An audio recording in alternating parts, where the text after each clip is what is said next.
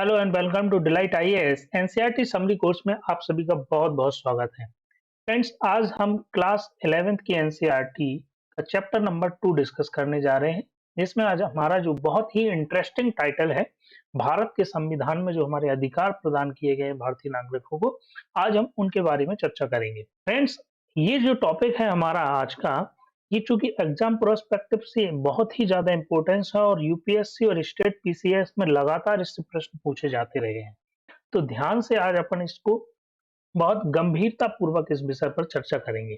ठीक है, तो सबसे पहले आइए इन पॉइंट्स को देख लेते हैं जिन पॉइंट्स पर आज हम बात करने वाले हैं। कौन कौन से पॉइंट्स हैं?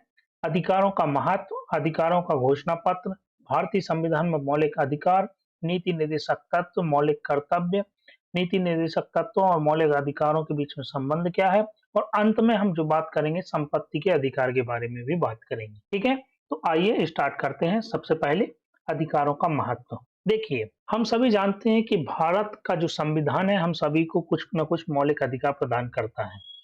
इन अधिकारों के बारे में यदि हम बात करें, महत्व को समझना है, तो इसको हम कुछ उदाहरणों के माध्यम से समझने का प्रयास करते हैं। एक व्यक्ति, ए नाम का व्यक्ति है, ठीक है, उस व्यक्ति ने क्या किया है, किसी बी नाम के व्यक्ति के साथ कुछ अपराध कर दिया है, उसको जो है चोट पहुंचाई है। चोट पहुंचाने अपराध किया है तो भाई इसको क्या किया गया, गिरफ्तार कर लिया गया। और गिरफ्तार करने के साथ साथ जब इसकी केस की सुनवाई हुई तो पता चला कि ये जो ए नाम का व्यक्ति है ये मानसिक रूप से पीड़ित है, मतलब मानसिक बीमारी का शिकार है। फिर इसको क्या किया गया, हॉस्पिटल ले गए। हॉस्पिटल ले जाने के पश्चात वहां पर इसका जो है पूरा तरह से अच्छे से ट्रीटमेंट किया गया, और ट्रीटमेंट करने के पश्चात जब इसका मानसिक रूप से जो स्वास्थ्य है वह ठीक हो गया, तब डॉक्टरों ने पुलिस वालों को यह सूचना दी कि अब जो है उस केस की सुनवाई की जा सकती है। अब वह व्यक्ति जो है इस कंडीशन में है कि सुनवाई में वह शामिल हो सकता है। तो यहाँ पर क्या हुआ कि डॉक्टर्स के जो निर्देश थे या जो सूचना थी उसको नजरअंदाज कर दिया गया, और यहाँ पर जब व्यक्ति जो बाहर निकला जेल से, चूंकि जब वो गिरफ्तार किया गया तो रहेगा तो जेल में, तो जब वो बाहर निकला तो उसकी उम्र थी 74 वर्ष, और लगभग उसने 53 वर्ष जो है जेल में गुजारे, और एक भी बार उसकी सुनवाई नहीं हुई। तो यहाँ पर जो है उस व्यक्ति के जीवन और स्वतंत्रता के अधिकार का उल्लंघन होता है। एक और उदाहरण देखिए, हुआ क्या, सरकार को कोई प्रोजेक्ट का काम करवाना है, उसने टेंडर जारी किए, किसी ठेकेदार ने उसको टेंडर ले लिया। ठेकेदार ने क्या किया, कुछ गरीब मजदूर और मिस्त्रियों को जो है काम पे लगाया। गरीब मजदूर मिस्त्रियों को जो काम पे लगाया, उनको उसने न्यूनतम मजदूरी जो निर्धारित है उससे भी कम पैसा दिया। जब कम पैसा दिया तो इसको देखकर किसी एक एनजीओ ने यहाँ पर सुप्रीम कोर्ट में याचिका दायर की कि हुआ क्या, यहाँ पर न्यूनतम मजदूरी से भी कम मजदूरी दी जा रही है, तो बंधुआ मजदूरी है। तो इस तरह से क्या हुआ, उन व्यक्तियों का, जो मजदूर हैं, जो मिस्त्री हैं, उनका शोषण हो रहा है। तो शोषण के विरुद्ध जो अधिकार है उसका उल्लंघन हो रहा है यहाँ पर। ठीक है ना, तो यहाँ पर इन दो उदाहरणों से ये समझ में आता है कि किसी भी कंडीशन में हमारे पास जो संविधान द्वारा अधिकार प्रदान किए गए हैं इनका उल्लंघन नहीं होना चाहिए, और इनकी एक प्रॉपर लिस्ट है हमारे संविधान में। ठीक है, अब हम आगे बढ़ते हैं। अब हम बात करेंगे भारतीय संविधान में मौलिक अधिकार कौन कौन से प्रदान किए गए। तो हम सभी जानते हैं संविधान के भाग 3 में मौलिक अधिकारों का वर्णन है। आर्टिकल 12 से लेके 35 तक इन मौलिक अधिकारों का वर्णन है। मूलतः यदि बात करूं तो 7 प्रकार के मूल अधिकार, फंडामेंटल राइट्स जो है हमारे संविधान में प्रदान किए गए थे, परंतु 44वें संविधान संशोधन के द्वारा 1978 में जो संपत्ति का जो मूल अधिकार है इसको समाप्त कर दिया गया, मूल अधिकारों की सूची से हटा दिया। ये अधिकार समाप्त नहीं किया, मूल अधिकार समाप्त कर दिया। संपत्ति का अधिकार आज भी एक वैधानिक अधिकार के रूप में संविधान में विद्यमान है। ठीक है, तो वर्तमान में जो मूल अधिकार है वह केवल और केवल 6 हैं। कौन कौन से हैं? स्वतंत्रता का अधिकार, समता का अधिकार, शोषण के विरुद्ध अधिकार, ठीक है, धार्मिक स्वतंत्रता का अधिकार, संस्कृति एवं शिक्षा का अधिकार, और संवैधानिक उपचारों का अधिकार। अब हम बात करेंगे एक एक करके इन अधिकारों के बारे में। सबसे पहले समता का अधिकार के बारे में बात कर लेते हैं। समता के अधिकार की बात करूं तो इसका जो वर्णन है आर्टिकल 14 से लेकर 18 तक, यहाँ पर आर्टिकल 14 से लेकर 18 तक समता का अधिकार दिया गया है। आर्टिकल 14 जो कहता है वह कहता है कानून के समक्ष समता और कानून का समान संरक्षण। यहाँ पर दो बातें हैं। कानून के समक्ष समानता का मतलब होता है कि विधि जो कानून है उसकी नजर में सभी व्यक्ति समान है, चाहे वह गरीब, मजदूर, दलित वर्ग का ही हो या फिर कोई राष्ट्रपति या राज्यपाल या प्रधानमंत्री हो, कानून की नजर में सभी समान है। फिर दूसरा जो पॉइंट आता है कानून के समान संरक्षण।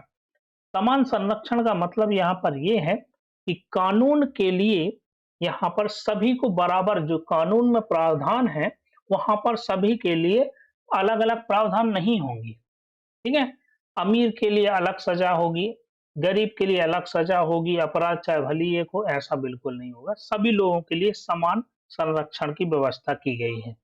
यहाँ पर मैं इंपॉर्टेंट बात ये बता दूं आपको कि कानून के समक्ष जो समानता वाला पॉइंट है यह हमने ब्रिटेन के संविधान से लिया है, और जो कानून का जो समान संरक्षण है यहाँ पर ब्रिटेन के संविधान, और यहाँ पर जो दूसरा पॉइंट है यह हमने यूएसए के संविधान से लिया हुआ है। अगला इसमें पॉइंट है आर्टिकल 15 का है, ये धर्म, मूल वंश, जाति, लिंग या जन्म स्थान मीन्स 5 आधार हैं, और यहाँ पर केवल और शब्द और जोड़ लो। केवल इन 5 आधारों पर भेदभाव का प्रतिषेध किया गया है भारतीय संविधान में।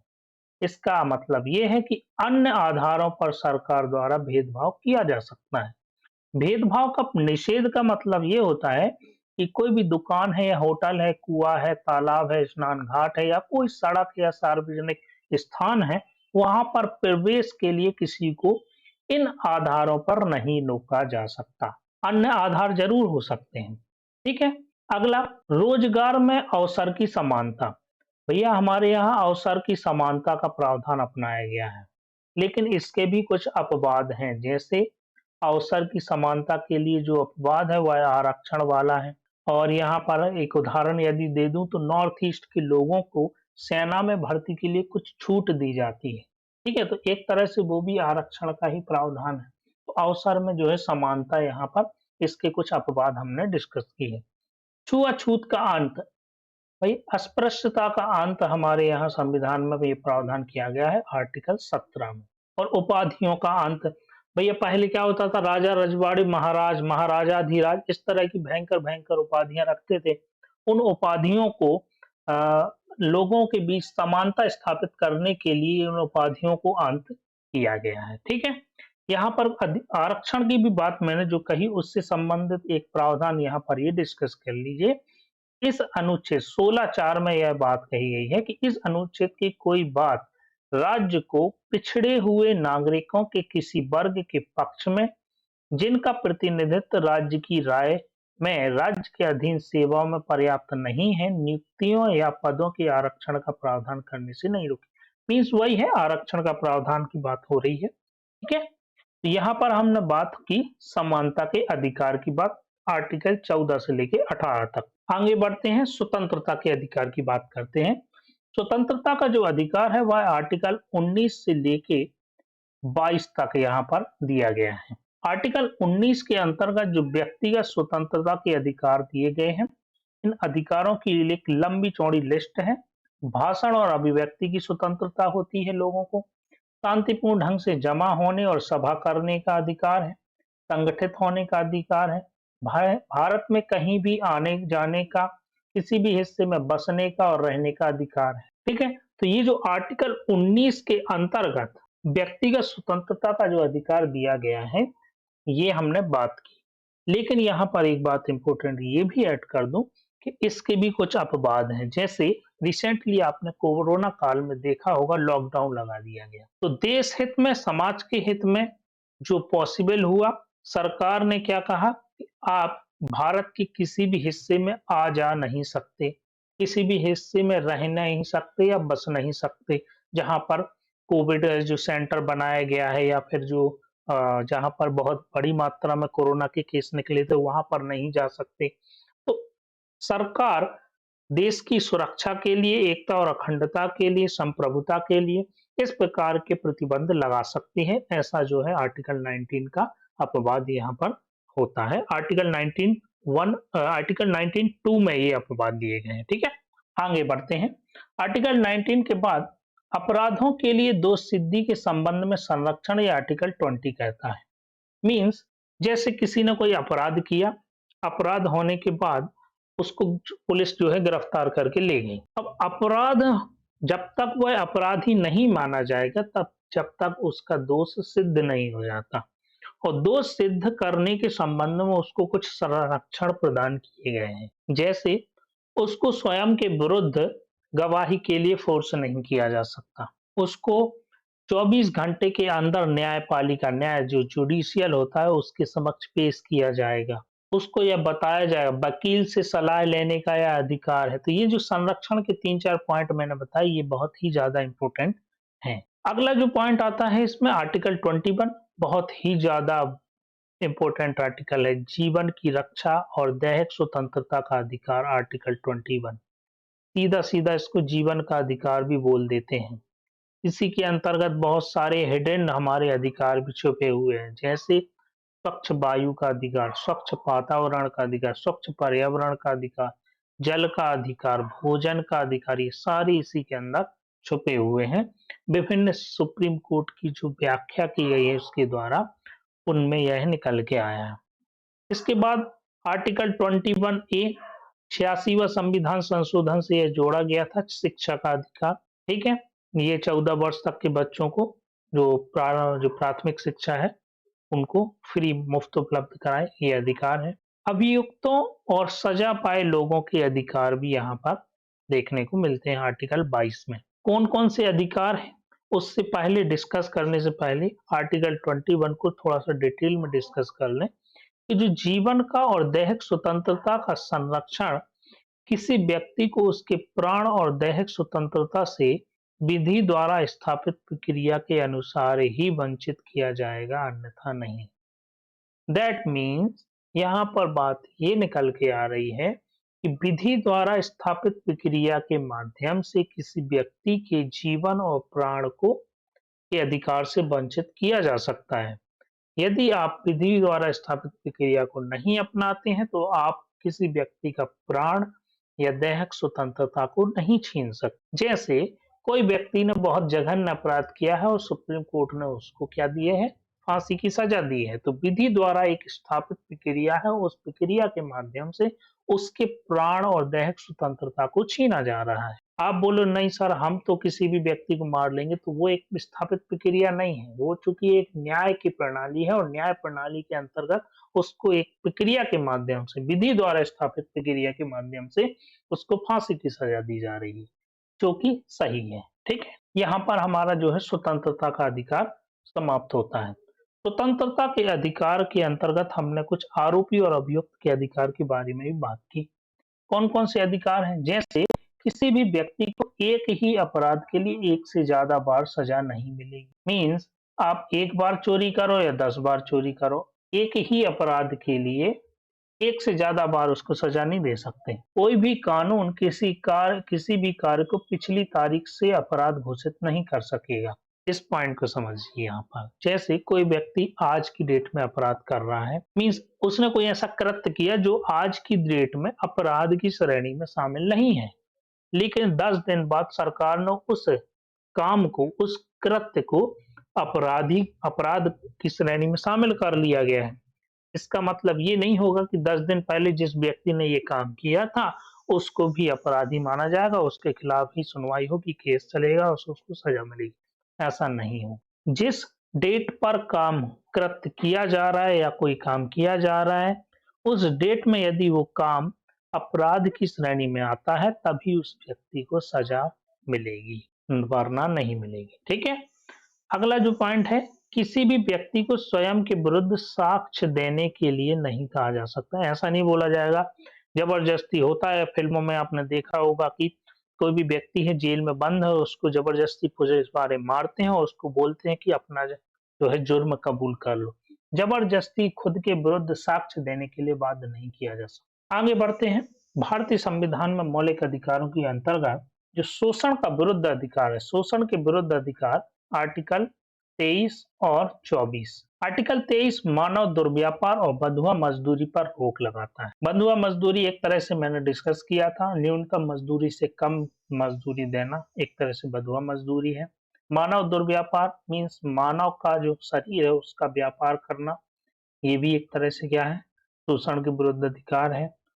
जोखिम वाले कामों में बच्चों से मजदूरी कराने पर रोक, जैसे कोई फैक्ट्री है, कारखाना है और वहाँ पर जो है कारखाना ऐसा है कि बहुत ज़्यादा रिस्क है, उस स्थिति में वहाँ पर बच्चों से काम नहीं करवाया जा सकता जिनकी उम्र 14 वर्ष या इससे कम है। अगला आता है धार्मिक स्वतंत्रता का अधिकार, आर्टिकल 25 से लेके 28 तक। 25 कहता है कि आप किसी भी प्रकार की आस्था हो, प्रार्थना हो, आप करिए, उसके लिए आप स्वतंत्र हैं। धार्मिक मामलों का प्रबंधन करना हो तो आर्टिकल 26 की स्वतंत्रता देता है। किसी विशिष्ट धर्म की अभिवृद्धि के लिए कर अदायगी की स्वतंत्रता, मीन्स ये है हमारा जो पॉइंट, यहाँ पर धर्मनिरपेक्षता वाला पॉइंट आता है। धर्मनिरपेक्षता आप सभी जानते हैं कि सरकार का कोई धर्म हो नहीं होगा, भारत का कोई एक धर्म नहीं होगा, सभी धर्म सरकार की नज़र में समान है। तो किसी विशिष्ट धर्म की अभिवृद्धि के लिए सरकार टैक्स नहीं लगाएगी। हाँ, ये ज़रूर हो सकता है कि धार्मिक मामलों के प्रबंधन की जो स्वतंत्रता है उसके अंतर्गत जो मंदिर की जो समितियाँ होती हैं, आपने देखा होगा उज्जैन हो गया या बालाजी हो गया, जहाँ पर भी समितियाँ वो निर्णय लेती कि उस मंदिर के प्रांगण के जो एरिया है, वहाँ की व्यवस्था किस प्रकार से रखनी है, उसका शुल्क, उसका चार्जेस क्या होना है, कैसे करेंगे, वो सब व्यवस्था उनकी रहती है। यहाँ पर सरकार का किसी भी प्रकार का हस्तक्षेप नहीं होता है। अगला जो इसमें 28 आर्टिकल है, कुछ शिक्षण संस्थानों में धार्मिक शिक्षा या उपासना में उपस्थित होने की स्वतंत्रता। कोई भी व्यक्ति यदि किसी भी धर्म का हो और उसके यहाँ जिस स्कूल में पढ़ रहा है, शिक्षा संस्थाओं में धार्मिक शिक्षा दी जाती है, तो उस धार्मिक शिक्षा में अनुपस्थित होने की स्वतंत्रता है। उसे बाध्य नहीं किया जाएगा कि ये धार्मिक शिक्षा को वह ग्रहण करे, वहाँ पर उपस्थित रहना ज़रूरी है।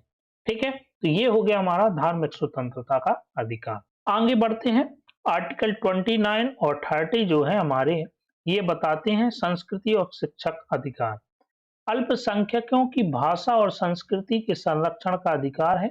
हमारा संविधान जो है भाषाई जो अल्पसंख्यकों को मानता है, ठीक है? अल्पसंख्यकों की भाषा और संस्कृति के आधार पर जो संरक्षण का अधिकार है आर्टिकल 29 है, और अल्पसंख्यकों को शैक्षिक संस्था स्थापित करने का भी अधिकार है। ठीक है? आपने देखा होगा क्रिश्चियन स्कूल जो होते हैं, क्रिश्चियन लोग हैं, यहाँ पर क्या है, अल्पसंख्यक हैं। क्रिश्चियन स्कूल, क्रिश्चियन कॉलेज जो होते हैं, उनकी शिक्षण संस्थाएं अधिकार है उनको स्थापित करने का। अगला जो इसमें आता है आर्टिकल 31, जो कि संपत्ति का अधिकार था, जिसे समाप्त कर दिया गया है। आर्टिकल 32 आता है, जिसे भारत की संविधान की आत्मा डॉक्टर भीमराव अम्बेडकर ने भी कहा था, संवैधानिक उपचारों का अधिकार, मीन्स मौलिक अधिकारों को लागू करवाने के लिए न्यायालय में जाने का अधिकार क्या है, यह संवैधानिक उपचारों का अधिकार है, जिसका आशय ये है कि कोई भी व्यक्ति जिसके मौलिक अधिकारों का उल्लंघन हुआ हो, वह न्यायपालिका की शरण में जा सकता है, और न्यायपालिका के शरण में जाने से उसे कोई भी नहीं रोक सकता, क्योंकि उसका न्यायपालिका की शरण में जाने का जो अधिकार है वह स्वयं में एक मौलिक अधिकार है। ठीक है? ये बहुत ही ज्यादा इंपॉर्टेंट आर्टिकल है। जब कोई व्यक्ति जिस कंडीशन में अपनी न्यायपालिका की शरण में जाता है, तो न्यायपालिका 5 तरीकों से उसके मूल अधिकारों का संरक्षण कर सकती है, उसके लिए रिट जारी करती है। तो संवैधानिक उपचार के जो तरीके हैं वह 5 हैं। कौन-कौन से हैं? आइए देख लेते हैं। सबसे पहला आता है बंदी प्रत्यक्षीकरण। बंदी प्रत्यक्षीकरण का मतलब होता है न्यायालय किसी गिरफ्तार व्यक्ति को न्यायालय के सामने प्रस्तुत करने का आदेश देता है। यदि गिरफ्तारी का जो तरीका या कारण गैर कानूनी है या असंतोषजनक है, तो उस गिरफ्तार व्यक्ति को छोड़ने का आदेश देगा। परमादेश, यह आदेश तब जारी किया जाता है जब न्यायालय को लगता है कि कोई सार्वजनिक पदाधिकारी अपने कानूनी और संवैधानिक दायित्वों का पालन नहीं कर रहा है और इससे किसी व्यक्ति का मौलिक अधिकार प्रभावित हो रहा है, तो न्यायपालिका क्या करती है? परमादेश जारी करती है। अगला, निषेध आदेश। जब कोई निचली अदालत अपने अधिकार क्षेत्र का अतिक्रमण करके किसी मुकदमे की सुनवाई करती है, तो ऊपर की अदालतें जैसे उच्च न्यायालय या सर्वोच्च न्यायालय उसे ऐसा करने से रोकने के लिए क्या करती हैं? निषेध आदेश जारी करती हैं। और अधिकार परीक्षा, जब न्यायालय को लगता है कि कोई व्यक्ति ऐसे पद पर नियुक्त हो गया है जिस पर उसका कोई कानूनी हक नहीं बनता, तब न्यायालय अधिकार परीक्षा आदेश के द्वारा उसे उस पद पर कार्य करने से रोक देता है। इसमें जो अगला हमारा 5वां पॉइंट आता है वह आता है उत्प्रेषण रिट। यह क्या कहती है? जब कोई निचली अदालत या सरकारी अधिकारी बिना अधिकार के कोई कार्य करता है तो न्यायालय उसके समक्ष विचाराधीन मामलों को उससे लेकर उत्प्रेषण द्वारा उसे ऊपर की अदालत या अधिकारी को हस्तांतरित कर देता है। दैट मीन्स कि कोई भी अदालत है या अधिकारी है, वह अपने अधिकार क्षेत्र के बाहर का कोई काम कर रहा है, तो न्यायालय क्या करती है? उस काम को अपने पास बुला लेगी या उसके ऊपर की कोई अदालत को या अधिकारी को उस काम को हस्तांतरित कर देती है। तो इस तरह से संवैधानिक उपचार 5 तरीकों से होता है: बंदी प्रत्यक्षीकरण, परमादेश, निषेधादेश, उत्प्रेषण और अधिकार परीक्षा। पांचों के पांचों आपको रटे होने चाहिए, क्योंकि एग्जाम में ये पूछे जाते हैं, चाहे वह प्रीलिम्स हो और मेंस हो, दोनों में यह पूछा जा सकता है। अब हम बात करेंगे मौलिक अधिकारों के बाद डीपीएसपी की। डीपीएसपी क्या है? डायरेक्ट प्रिंसिपल है, नीति निर्देशक तत्व होते हैं। निर्देशक तत्वों की सूची में 3 प्रमुख बातें बहुत इंपॉर्टेंट रखती हैं। क्या? वे लक्ष्य और उद्देश्य जो एक समाज के रूप में हमें स्वीकार करने चाहिए, निर्देशक तत्व होते हैं। वे अधिकार जो नागरिकों को मौलिक अधिकारों के अलावा मिलने चाहिए, वो निर्देशक तत्व हैं। और वे नीतियां जिन्हें सरकार को स्वीकार करना चाहिए, वो निर्देशक तत्व हैं। तो जो निर्देशक तत्व हैं उनको 3 कैटेगरी में बांटा जा सकता है: उद्देश्य, अधिकार और नीतियां।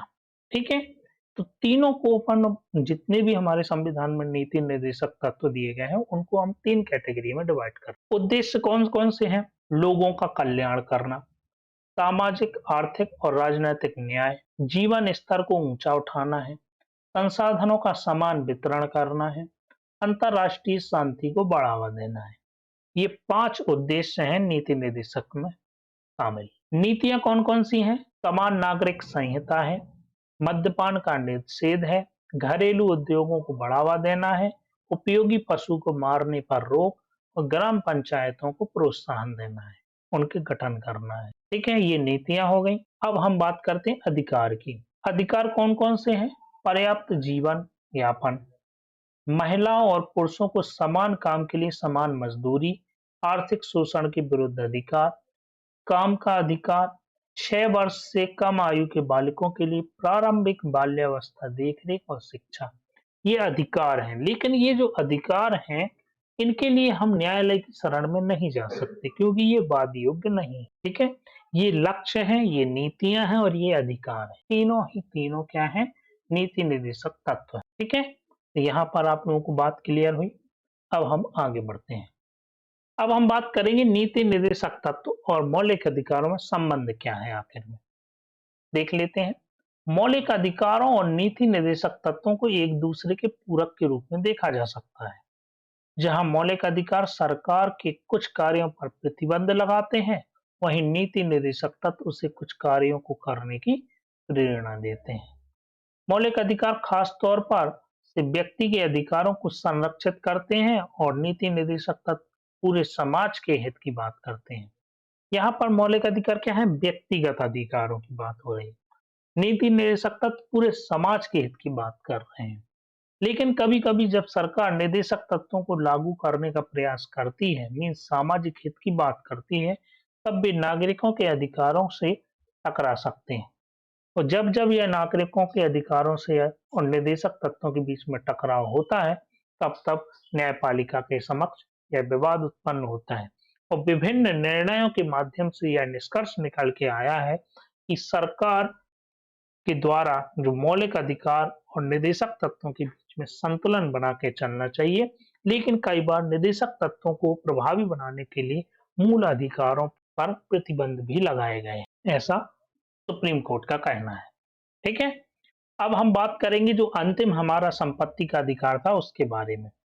मूल अधिकार और निर्देशक तत्वों के बीच में जो संबंध है, वहां पर जब विवाद उठा, उसके पीछे महत्वपूर्ण कारण था संपत्ति का अधिकार। क्यों? क्योंकि मूल संविधान में संपत्ति अर्जन, स्वामित्व और संरक्षण का मौलिक अधिकार दिया गया था। लेकिन संविधान में स्पष्ट कहा गया था कि सरकार लोक कल्याण के लिए संपत्ति का अधिग्रहण कर सकती है। 1950 से ही सरकार ने ऐसे कानून बनाए जिससे संपत्ति के अधिकार पर प्रतिबंध लगा। मौलिक अधिकार और नीति निर्देशक तत्वों के मत विवाद में क्या हुआ? केंद्र में यही था कि संपत्ति के अधिकार क्या हो सकता है, ठीक है। लेकिन आखिरकार हुआ क्या? 1973 में सर्वोच्च न्यायालय ने एक बहुत ही ऐतिहासिक निर्णय दिया और संपत्ति के अधिकार को संविधान के मूल ढांचे का तत्व नहीं माना और कहा कि संसद को संविधान का संशोधन करके इसे प्रतिबंधित करने का अधिकार है और 1978 में जनता पार्टी ने 44वें संविधान संशोधन द्वारा इसे मूल अधिकारों की सूची से हटाकर अनुच्छेद 300 का 300 का में रख के इसे सामान्य कानूनी अधिकार बना दिया। तो यहाँ पर हमारा जो आज का चैप्टर है समाप्त होता है। आज हमने बहुत ही गंभीरता पूर्वक जो हमारे मूल अधिकार हैं, नीति निर्देशक तत्व हैं, उनको 3 कैटेगरी में डिवाइड करके चर्चा की। ये टॉपिक चूंकि बहुत ही ज्यादा एग्जाम पर्सपेक्टिव से इम्पोर्टेंट है, इसीलिए इसको आप लोग पढ़ लीजिए बहुत अच्छे से और हो सके तो इसके नोट्स भी तैयार कर लीजिएगा, ठीक है। तो आज के लिए इतना ही है। यदि आप लोगों को इस वीडियो की पीडीएफ चाहिए है तो डिलाइट आईएएस के टेलीग्राम चैनल को ज्वाइन कीजिए और आपको यदि मेरे वीडियो पसंद आ रहे हैं तो डिलाइट आईएएस के यूट्यूब चैनल को सब्सक्राइब कीजिए, वीडियो को लाइक कीजिए और शेयर कीजिए।